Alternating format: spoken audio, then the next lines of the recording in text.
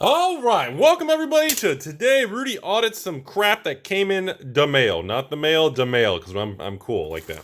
First, we've got ourselves a partial Arabian Nights set minus just 2 cards, and then we've also got kind of a silly little collection that kind of happened. So first, we're going to talk about the silly collection because it was kind of my fault for not doing. Oh my god, I just damaged the cards. So it's kind of my fault for not doing my due diligence completely, but you know what? Everybody makes mistakes. So first thing, let's take a look here and make sure we got no inking or anything weird going on. No, looks good. I don't see any shady black Sharpie action happening today. That's a nice start for the day here. All right. A little bit of dirty cards. Hopefully those aren't the most expensive ones. All right. Cards, no inking. That's good. So I want to share this little guy's collection. So first things first, he wanted to send me this volcanic island. This is a foreign, non-English. And it is a counterfeit. And I have not dealt with foreign counterfeits before, but I thought this was quite interesting because I don't really deal in a lot of foreign buying. But this was really good. Like, I was very impressed by the quality of this counterfeit. Now, of course, the light test, there's the typical super duper shiny on the fake cards. And even if you compare that to even this Chronicles card, see the difference? That matte finish. See the difference? You got that shine, like when you do a little bit of curl, it gets real glossy versus this. See how it doesn't have that same, it's duller. So I thought that was quite interesting that I wanted to share that. It was impressive. I thought that was really well done for a fake card. I mean, man, in a sleeve and like looking from a distance, like from a distance. I mean, that's really good. Second thing, just my own fault. The gentleman was real nice about it. He said, "Wall of kelp." That's such a cliche card. He sent me the list of these couple cards, and I was excited because he had a bunch of good Legends cards. And then when I received the cards, I didn't realize, and he didn't realize that he was sending me all Chronicle cards. So it kind of sucked. It was kind of a confusion, and normally it is my fault because normally I require everybody to send a picture first. And sometimes people get upset. People send me something they're interested in selling, and I'm like, hey, send me some pictures. And they get angry at me and curse me out, and they don't respond.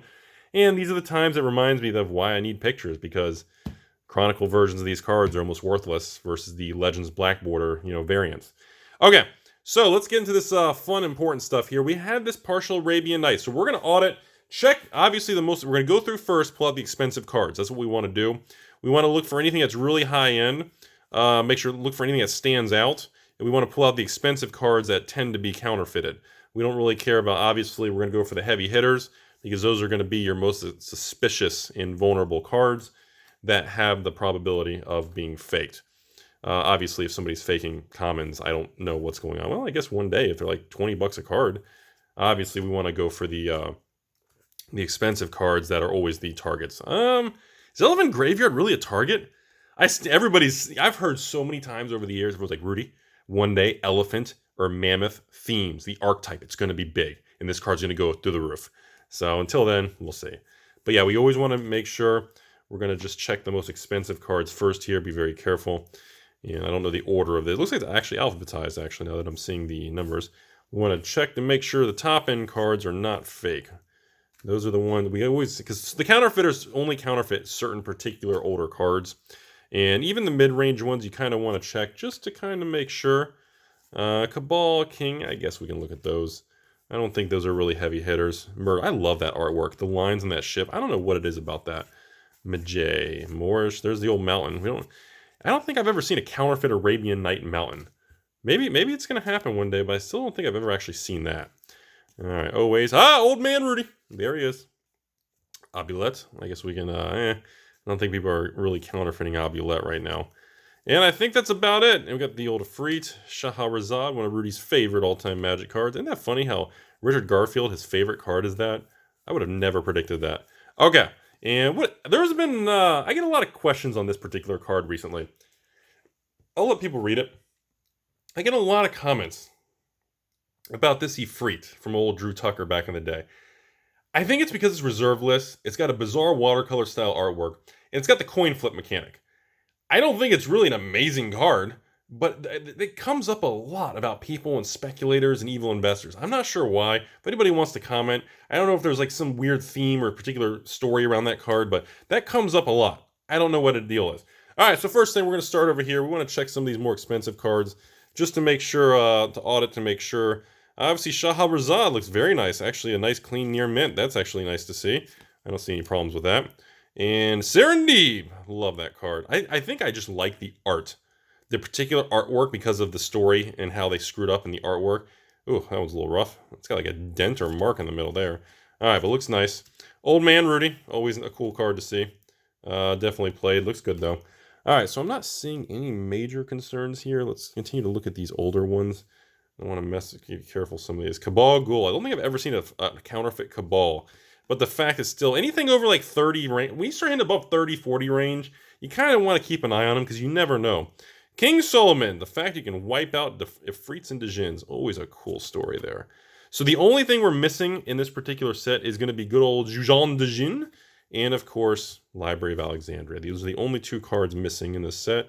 Jihad actually looks pretty nice. That's actually a pretty nice condition one. Like I said, everybody's always curious when they want to learn about old card conditions. Always put them against light and do what I do. Do this, see? Put it, reflect, and look at the surface. The surface, and see those little... See the little curling on the corner? That means it's authentic, by the way.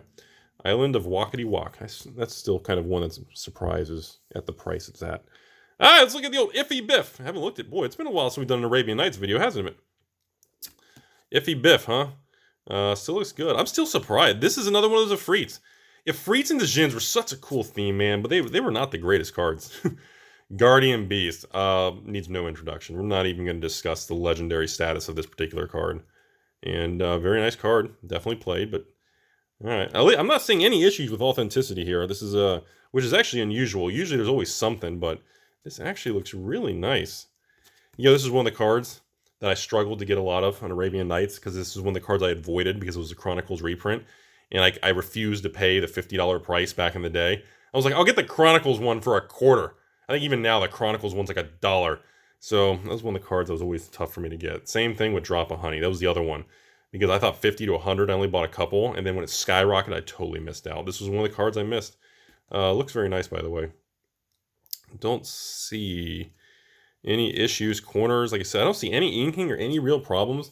Diamond Valley, another one of those cards that I totally missed. This is the one that I struggled to get cheaply. I never got a lot of good deals in Diamond Valley. Totally missed out on that. I was like $200 for this card. What a ripoff. And now it's like $400. It's like a decent price. City of Brass. It's the other one. Just, the Chronicle reprint ones really screwed me up, everybody.